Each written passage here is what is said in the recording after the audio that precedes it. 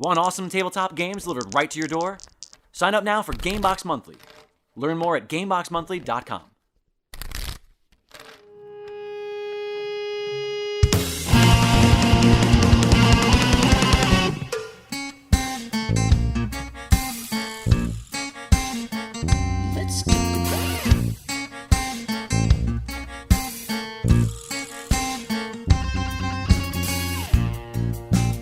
Hello, yes, let's talk about it. A lot to talk about. Maybe, sorta, kinda. It's me. It's Jake Lloyd. Thank you so much for tuning in to yet another installment of Elaborate. I have been in a funk. I've been in an honest-to-God, true funk. Ben Harper brings the funk. I live in it. I don't know why. It's one of those things where you have the upswing and then you have the downswing. And for whatever reason, I am currently living on the downswing. Everything is great. I am super happy with my absolutely beautiful girlfriend. I couldn't be more thankful for our relationship. I am happy with how everything is going with the network. My feature film is in festivals. We recently won Best Domestic Feature at another independent film festival. We also won Best Feature at the Los Angeles New Wave Film Festival. I have some shit that I could brag about, and for whatever reason, I'm just in a funk. I apologize for the lack of show last week. I apologize for the late show this week. But for whatever reason, I just haven't been able to do it. I haven't been able to, whatever it is, I haven't been able to do anything. And I don't know what that's about. I haven't been in therapy in quite a while. Not because I don't think I need it, just because I haven't had the time or money, but maybe I need to make it a priority. This show has helped, which is sort of ironic because when I was in the funk, I was not inclined to do the show. Yet when I sit down and do the show, it tends to bring me out of a funk. It's weird when you think you know how to fix your problems and you still don't do them. I don't know if I'm alone in that. Are other people like that? Do people just tend to be so self-aware of their own issues that they actively do nothing? I don't know. Do you guys watch Bojack Horseman? Is anybody watching Bojack Horseman? It's the greatest fucking program I think I've ever seen. Recently watched the new third season. And oh my, is it a fourth season? I don't know. I can't remember. It's this season. And wow, it's fucking astounding. Also, I think it's episode 6, the internal monologue of Bojack through the entire episode. If you haven't watched it, you should just shut this off right now and go watch the whole show, first off, if you haven't. But secondly, that episode. I don't know if there's a name for it. That was a hard show to watch because whatever it is that Bojack has, that's what I has. And that was a really tough one for me to get through. Not because it was a bad episode, but because I was like, oh shit. This is what it's like to live inside my brain. Now, I have no drug problems. I have no substance abuse issues. I have had no real success that I have lost. I have no similarities with the character of the humanoid horse, Bojack Horseman. But for whatever reason, I see so much of my mental condition in Bojack Horseman. And I do not know what that is about. I feel like Bojack is super self-aware. I feel like I'm super self-aware, but still, while in his own head saying this is a decision you should make, or this is the thought process you should have, still with that in his head does the other thing, whatever the other thing is, whether it's an action or a verbal thing. The actions I've been good at. I feel like I haven't burned too many bridges lately. I've been a lot more positive to the people in my life. I feel like I haven't been a shitty person. I feel like I haven't been a shitty person for a while. Some of the people that know me might disagree, but I feel like maybe like once I got 30, I'd say like 4 years ago, I sort of stopped being a shitty person. And that was when I was sort of finally settling into who I am as a person. I feel like I stopped being a dickhead around that time. But that doesn't change what's happening in my head. Despite the fact that I may be fixing the overt stuff, for whatever reason, the invert, the opposite of overt, the introspective shit is still just happening. I don't know what it is. I've just been in a funk. I don't know if it's Cosmo, if it's my dog, who we spoke a little bit about in the past episode with both Eddie Pence and John LaQuasto. Kazi's not doing too great. My little dog Cosmo, had him about 12 and a half years now. He has set the bar so high that no dog will ever be as good as Cosmo. You know how people say, like, oh, my dog is the best dog ever. Most of the time, their dog is pretty fucking great, but my dog is quite literally the best dog ever. Anybody who knows him agrees. He just has the best demeanor. He's just so chill. He's just like, he doesn't give a fuck, and it's just the best. He's so sweet and endearing. He's got such a character to him. He's sort of a curmudgeon, but he's still incredibly loving. At this point, he's just on borrowed time. We had a scare a couple of weeks back. We're literally at 3 a.m. We don't know if he had a stroke or what it was, but there were some neurological issues, and whether they stemmed from the issues he's having internally, organically, hence to say within his organs, whether that was the reason for the way he was acting, we don't know. He's sort of level offed. He's fine now, today, but the vet said that it could be hours or it could be months. And so maybe that's part of it. I don't know. Maybe just like not knowing at any given day when my dog is going to die. Maybe that's sort of causing the funk. But I'm still happy. I look at him right now. I'm looking at him. He's looking out the window and his ears are up and he's super goddamn cute. He's got a permanent puppy face. It doesn't matter how old he gets. He always looks like he's just got this, it looks like he's, a couple months, just that little puppy face with his big old head and his big old eyes and his super cute ears. I don't know. I mean, he's been old for a very long time. So I've thought about the fact that he's going to be going away soon. And I definitely haven't accepted it necessarily, but I feel like I'm emotionally prepared for it. I don't know if that is the funk. If it's other pet related, I have 2 cats now. As my girlfriend, the incredible Alexandra Hoey, at Alexandra Hoey on Twitter. Did I just plug my girlfriend's Twitter while talking about a problem that I'm having with her cats? I did. I'm so good at this, you guys. I do have 2 cats now. I don't like living with cats. I like cats. They're super cute. They're both such individual personalities. One of them is incredibly vocal. The other is like really sort of loving and cute and mushy, super fat. It's kind of endearing.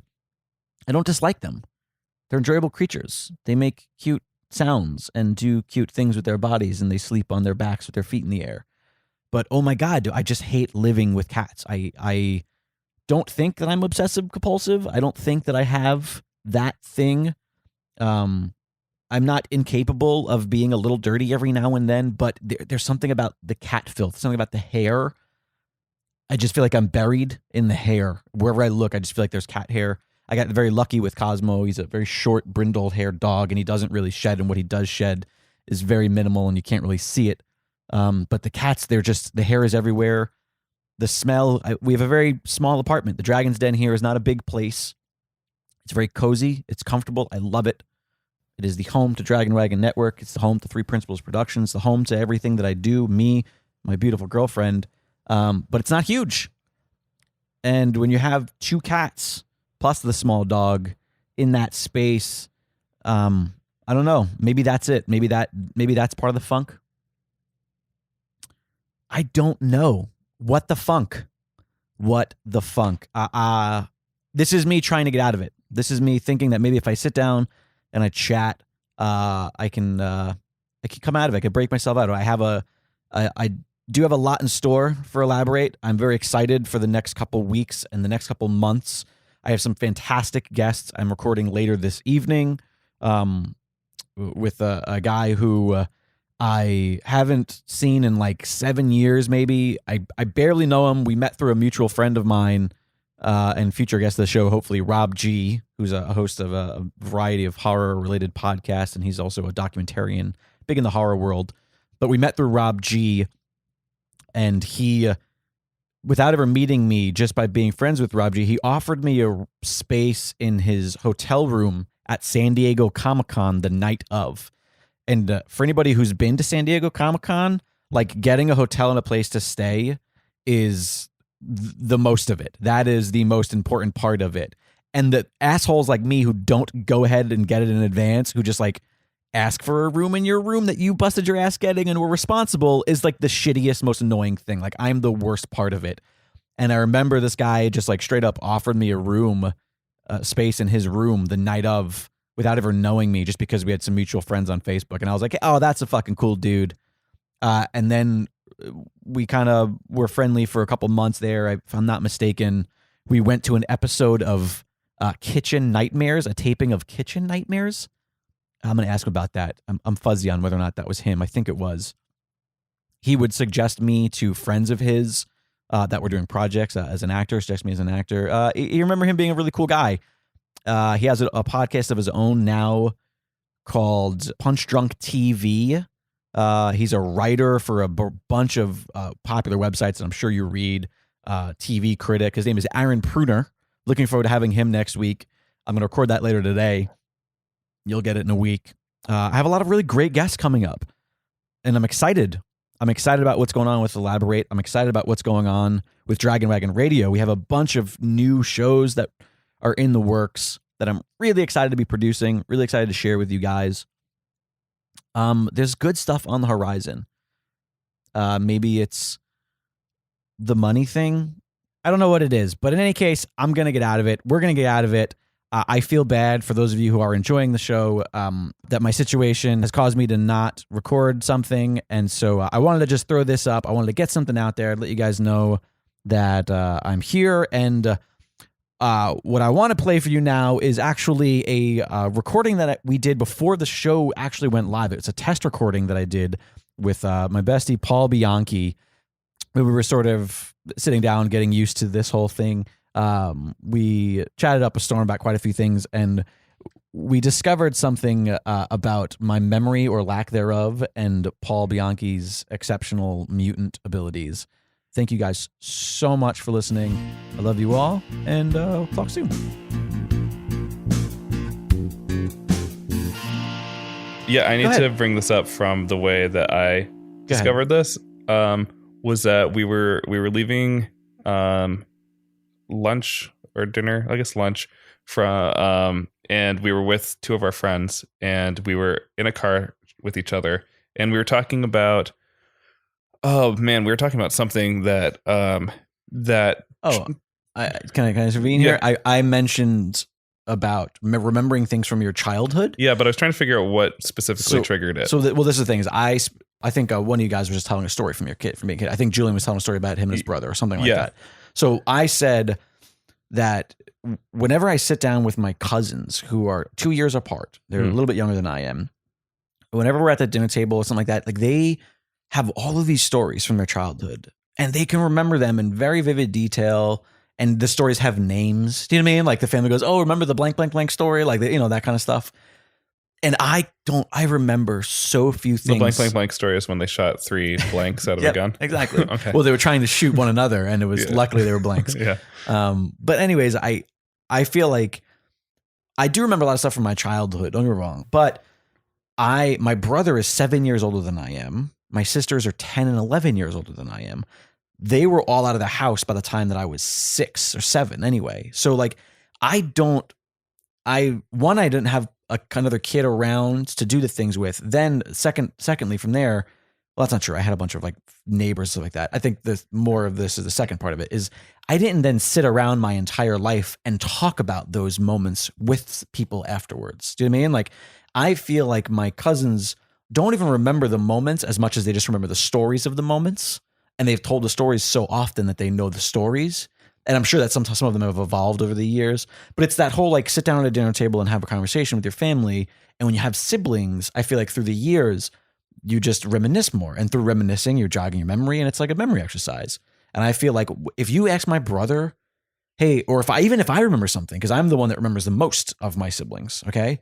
If I say to my brother, hey, Craig, do you remember when we were boxing in the hallway and you gave me like toy boxing gloves and you used lacrosse gloves as if they were boxing gloves, even though they're hard, and I was an idiot kid. So you would hit me with that and I would get hurt, which is a real thing that happened. He would be like, dude, I have no idea what you're talking about. And he just has no memory of it because it would never got talked about after the initial time it happened ever once. I never brought it. Like it never came up again until my brain in that moment. So Yes. that was what this conversation led to. I think that having close siblings enhances your memories of your childhood. That was my point. And when you said that, I sort of looked side eyes back to Julian and Amber in the back of the car, and they both looked at me like, "What the hell is he talking about?" Because I think that you and your brother have just not good long-term memory, and that you are using. Like I'm trying to find a logic You're for it. trying to find a logic for something that isn't really a thing. Okay. So my theory is, you think my theory is absolute bullshit. Holds no merit. I think that sometimes, for instance, we have family like home videos, and my sister and I talk about this one thing that we both watched together in a home video. So that I do have. That's those memories that I have, all video memories. Yeah. That part of your story is the part that holds up. But what it doesn't cover is, through further discussion with you, a surprising lack of memory about many things that happened in your childhood. This is true. Well, not things that happened, but like things, people, places. Yeah. So, for instance, I drew a series of characters that I folded up into a grid, and I drew them all in a grid, and then I made a map of my neighborhood when I was a little kid, and I'm like 7 years old when I did this, and I drew locations, and I would name like the back of Annalise Carr's house as like the Whispering Woods, and okay. and I drew all these things. I don't have these drawings anymore. I have distinct memories of this map. I have distinct memories of this is crazy to me, of running around, fighting imaginary bad guys, making these hideouts, having these little conversations with people. Okay, and then also, when all of a sudden I wasn't allowed to do that anymore because my mom talked to me about the abduction of, do you remember the abduction of Cassidy Center? No. And fucking Amber or something, but it was like, she was like, her name is why it's called an Amber Alert. Gotcha. Okay, gotcha. And that happened, and then she was like, wanted me on a tighter leash. Right, yeah. But like, the details of all of that story, I feel like this is a kind of story that I have that you just don't have. Yeah. Okay. Well, so to give you an example, I very similarly like have events in my life. Now, here's the difference though, is that you said that like, this is the interesting weird thing is I keep talking about siblings, and whereas I didn't do things for siblings, I did have like 17 kids in my block growing up. So I was always with other kids. Yeah. So I do have vivid memories of like games that we played. I remember playing Spud, which I'm not sure if it was a game that everybody's familiar with. I just taught it to my nieces. It was so proud moment. And essentially the game is like you pick a bunch of, like we'll say, okay, your favorite movie. And then everybody powwows and they say all the movies that were said, but they don't say who. The person who's it picks one of those movies, throws a ball behind their head. And the person whose movies that was has to run and get it. And then they have to do a whole thing, right? But that's the premise of it. I can remember specific rounds of that game that we played hundreds and hundreds and hundreds and hundreds of times through every summer through my childhood. Okay. But only because something crazy happened. Do you know what I mean? Like only because there was a thing. You seem to remember a detail that is significantly more mundane. Oh, yes. Like I remember a very vivid time when I got kicked in the face 2 days in a row, accidentally playing soccer. Do you know what I mean? Like that's a story that has an event that happened. Yeah. I feel like you remember the score to those two soccer games. Probably, yeah. Do you know what I mean? Like that's the difference. And so I talked about this with Julian's girlfriend, Amber. Okay. And she and I'm discovering the more that I get to know her, because I've only gotten to know her as Julian's girlfriend, but now she's over a lot. Yeah. And I get to know her as a friend, and it's been great. And we actually had a really nice long conversation last night. And I feel like she and I are very similar in many ways. Okay. And one of the things is that's probably why Julian likes her so much. Is probably we're great people. Is her memory is also similar to mine, really? in that it's very strong, So one of the things that we sort of dwelled on when we were talking about the memories is how that teacher who taught you Dungeons and Dragons. Yes. Okay. Actually, yeah. This was a whole separate conversation. Was it? We were driving to a movie. We went to the that little shopping plaza because we were waiting to go pick up Matt from the airport. Yeah. So, and we were talking, and you were just rattling off stories about teachers. Yeah. And you had every one of your teachers' names through your entire life, essentially. And I do. And do you know what's funny about? So, or were you going to continue talking? Well, I was just going to say, you said to me that it was crazy that I can't remember my teachers' names. And all I can think of is like, well, I remember some of my high school teachers' names. Yeah. But only the ones that were super important or super shitty. Do you know what I mean? Like, I don't remember like the generic, I remember what they looked like. I remember things that we talked about. I remember my biology teacher and I arguing because I had a Pearl Jam Versus shirt on. Mm-hmm. And we used to argue whether the cover of Pearl Jam Versus was like a dog or a llama or a sheep or whatever, you know? And so I remember moments like that, but I couldn't tell what her name was. I have no fucking idea what her name was. And you seem to remember not just high school, not just middle school, but grade school. Mm-hmm. And in middle school and high school, when you would change classes, you could name, or at least you told me you can. I'm going to put you to the test right now soon. You said you could name like individual periods. So here's the thing is that you don't have to put me through a test because I put myself through a test already. Okay. Because my dad loves trivia, statistics. Okay. He's probably where you get some of this who from. assisted training my mind into remembering a lot of useless information. He fixed your Rememberies.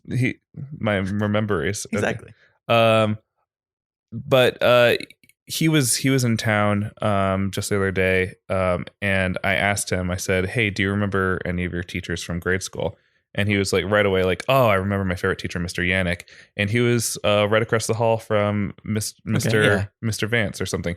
I forgot already what his things were. Short-term memory. Like we talked about this. Yeah. You have a long-term memory. You can't remember short-term. Save your life. But I thought that was funny that he even gave me the detail of the teacher across the hall. Yeah. And so then I told him that I could remember all of mine from just maybe every teacher that I've had in grade school. And well, so he likes grids, and so I filled it out on a Microsoft Excel sheet, and I sent it to him, and I did everyone from memory except one specific teacher. So here's the thing: is that like at starting in fifth grade, we had a homeroom teacher, and that's who I would like say is like, this is your main teacher. Yep. Yeah. And it was usually like your first. It was usually the English teacher because it was English and reading, except for in high school when things got screwed up. And in high school, my homeroom became junior and senior year. It became my choir class because I was in choir and jazz choir. Woo! And that was right before lunch, and right before lunch was your homeroom. Right. So so that year I don't know who my English teacher was. I know her face, can't put a name to her. And then what was interesting to me was also 8th grade.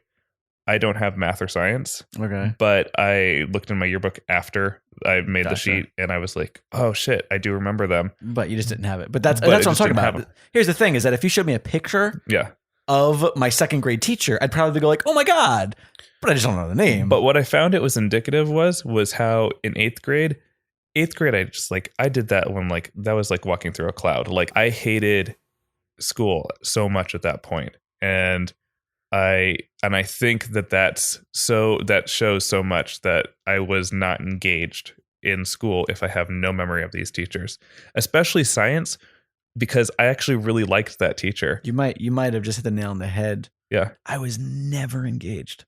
I always began school wanting to learn. See, I always began school waiting to get home and play with my friends. Yeah. Like I never, and it's not that I hated school. Mm-hmm. I wasn't a bad kid by any means. I was that kid, and from the time I was very little to the time I was in high school and graduated high school, I was the kid who can ace any test and didn't do a single day's worth of homework. I went through 4 years of high school, didn't do a single day worth of homework in 4 years of high school. Yeah. And I passed because I was a good kid. And the teachers were like, God damn it, Jake, do fucking homework next year.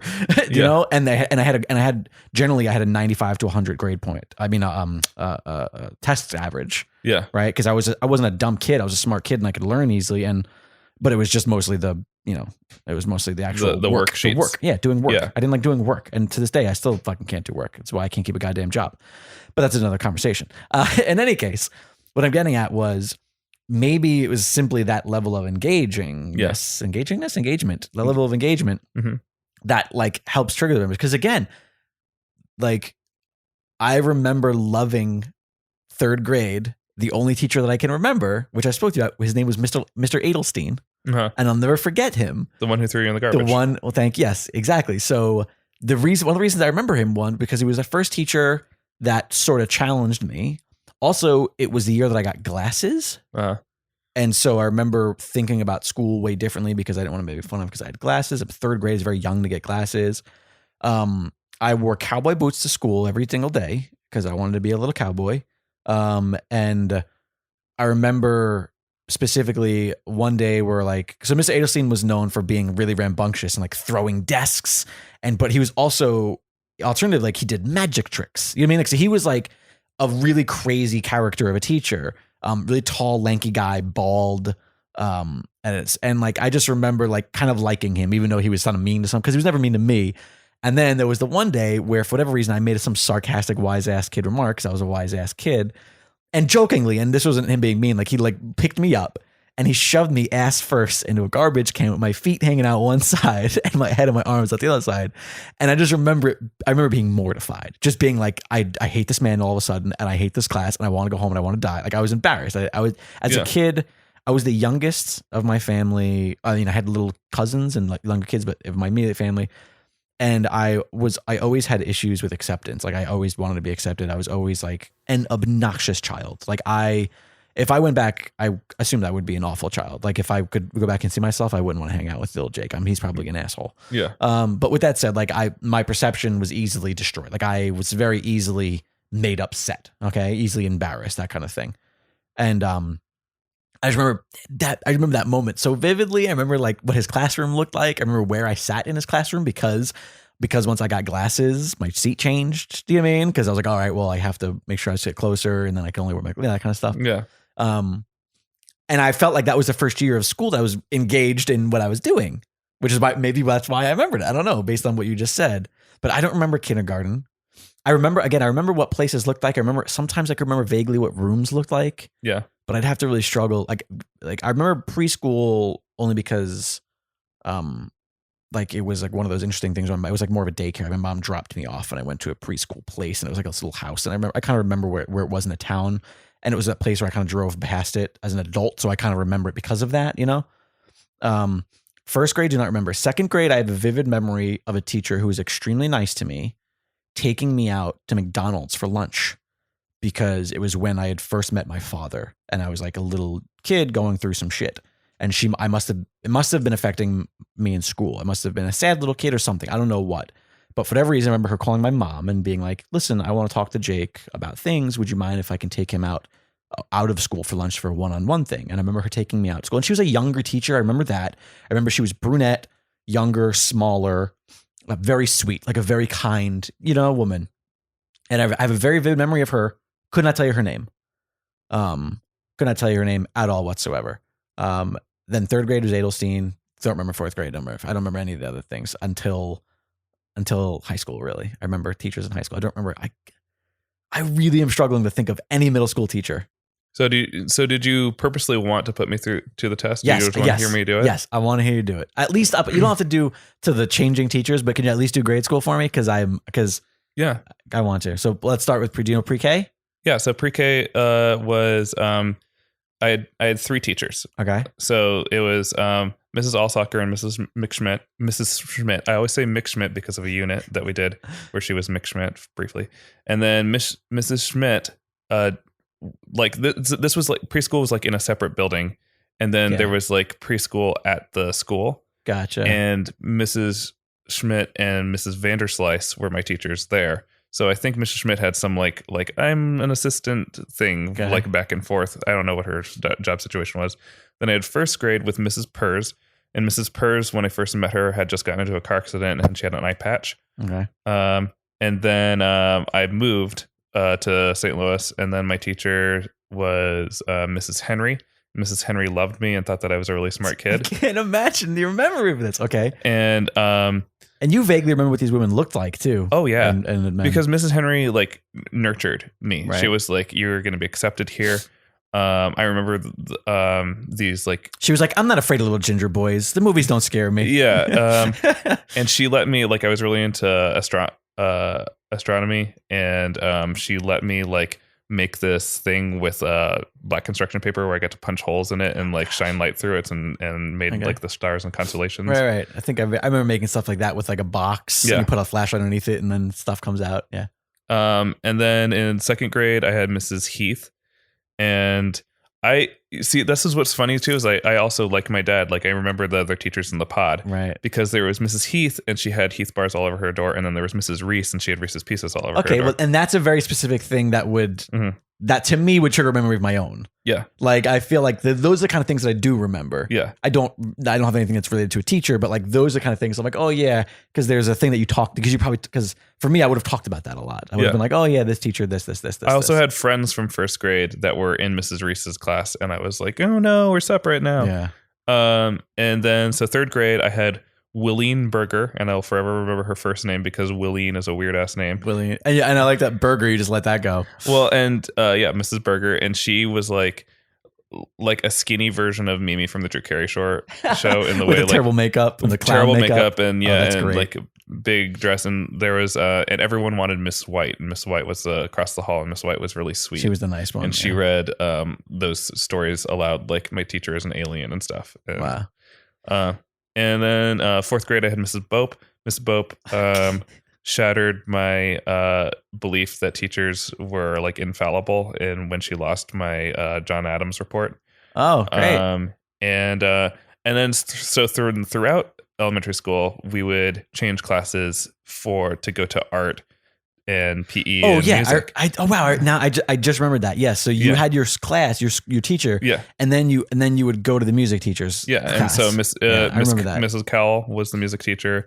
Mrs. Cravens was the art teacher, and she was like perennially pregnant. She was like one of those teachers. God, this is your memory is amazing to me, Paul. I don't think this is normal. I know that you don't think I'm normal, and you're probably right.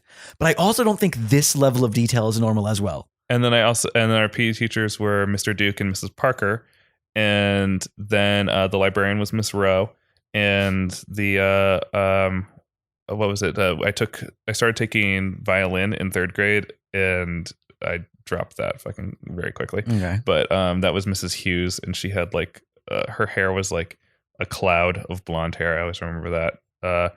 Anyway, so then in fifth grade, I had Mrs. Buck, but we started switching classes then, and so then What grade? Fifth grade, Right. Yeah. That's to right. prepare us for middle school, so that we didn't. Oh wait. So wait. What years were you in middle school? Because we had different six, setups. then. 6, 7, 8.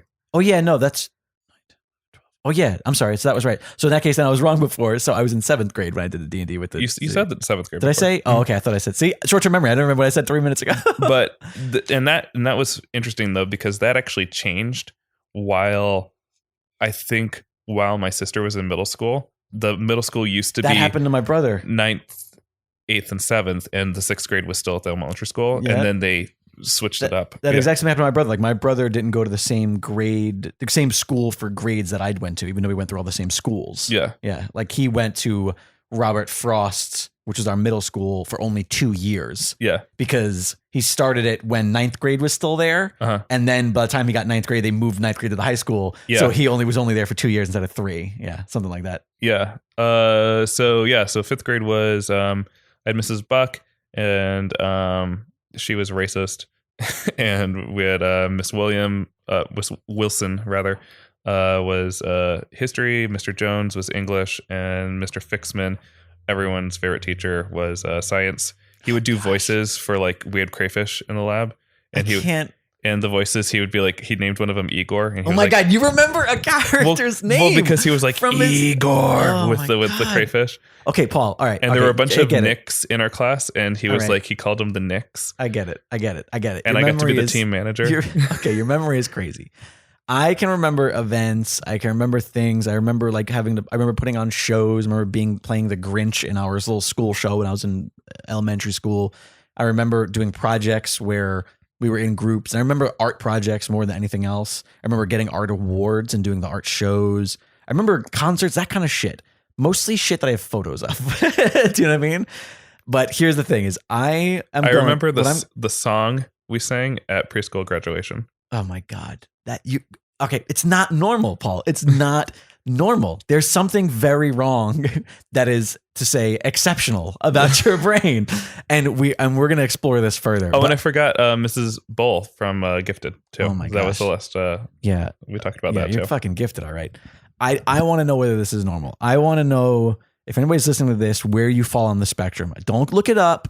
Don't pull out your yearbooks. If you're listening to this, I want you to try to tweet or write or wherever, however you're going to get in touch with us if this ever comes out ever, to tell me how many of your teachers you can name without looking them up and without asking somebody. Oh wait, Another do thing I you wanna also do- have a principal and vice principal of elementary school?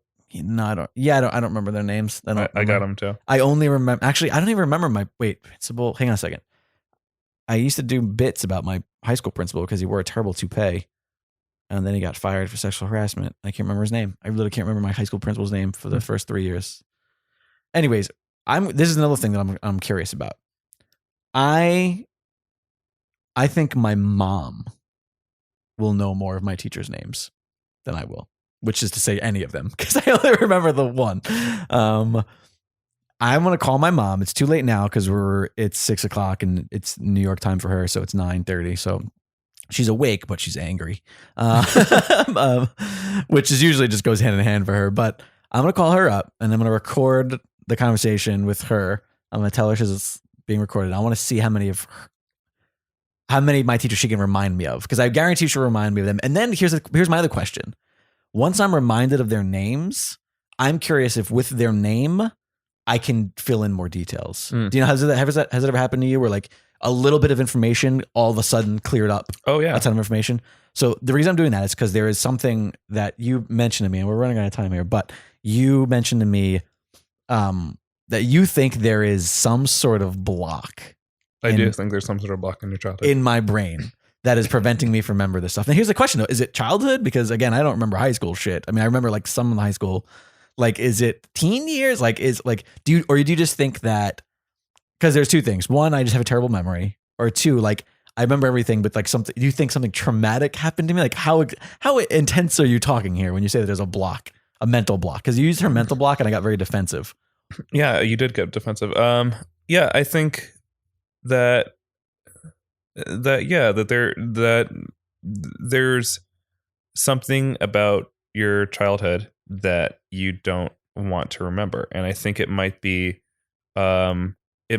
we might have touched on it already, The daddy issues. Well, no, I think even aside from that, like a certain way that you felt, a certain way that you felt about yourself. Oh, you mean, yes, yeah. What I mentioned about being ham and being desperate for attention, and you know, being embarrassed, being and you know what, awkward too, and strange. and like not for nothing, like this is a whole separate conversation that we'll have one day soon, but like when I was a kid, everybody pitied me because I was the kid that didn't have a dad. Do you know what I mean? Like, and I constantly had people tell me how bad I had it.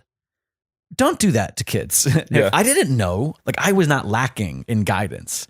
But everybody always told me that they felt bad. Do you know what I mean? And so I constantly got like, maybe as a kid, I began to pity myself, because when you're a kid and people tell you a thing, you just assume you take it at face value. Do you know what I mean? Like, you don't challenge that. You don't go, no, it's cool. I'm fine. You go, oh, really? I don't have it as good as other kids, whatever that bullshit thing is. And I had a great childhood as far as I'm concerned. Like, I had great friends. I had a ton of great memories. And my mom was a single parent who did a killer job. I mean, I always had food over my head. Food over my head. She would literally just build pizzas and I would sleep in pizzas all the time. I always had a roof over my head and food on the table is what I was trying to say. But I don't know. Maybe that's what we're discovering. Maybe this whole show is going to be about discovering what was wrong with my childhood. I don't know, but Are you holding your arms up in the air because you're about to cough? No, I'm just stretching. But yes, I'm about to cough up some tears here to try to figure out what's wrong with me. I don't know. Paul thinks I have a problem with a mental block. I think I just have a bad memory. I am going to do a little bit of research. I'm going to get my mom on the phone. We're going to see what she says about memorizing shit, because I have a feeling my mom can memorize her childhood teachers, only because I think she has a good memory about her childhood, but not necessarily our childhoods. You know what I mean? Yeah. But I don't know. We'll crack that code. Paul, this is a to be continued. Okay. We're going to talk about more about this. This is a to be continued. Mm. We're going to touch on a couple more of these things at a later conversation. But yeah, this has been fun. Happy New Year. And thanks for hanging out. I wish I had one of those noisemakers. That's my imitation. Wait, is that how it goes? You know, the one that's... Oh, like the kind you blow and then it's like a tube that unravels. Yeah, uh-huh. Yeah, those are annoying. Yeah, that's what I want. That's all I want. All right, bye, kids. All right, bye. Hey, guys, I am sitting here with Cheryl Jones. How's it going, Cheryl? Fine, how are you? I'm great. You have a podcast. I do have a podcast. It's called Movies Made Me. And when you say movies that made you, you mean your favorite movies, right? Well, maybe, but maybe not. It could be a movie you hate, but if it influenced you in some way to be who you are, that's what we're talking about. Fantastic. So every episode you have a different person on. Yes. Who tells you their top 5 most influential movies. How do people find it? They can find it at mmmpodcast.com, iTunes, Stitcher, iHeartRadio, and Google Play Music.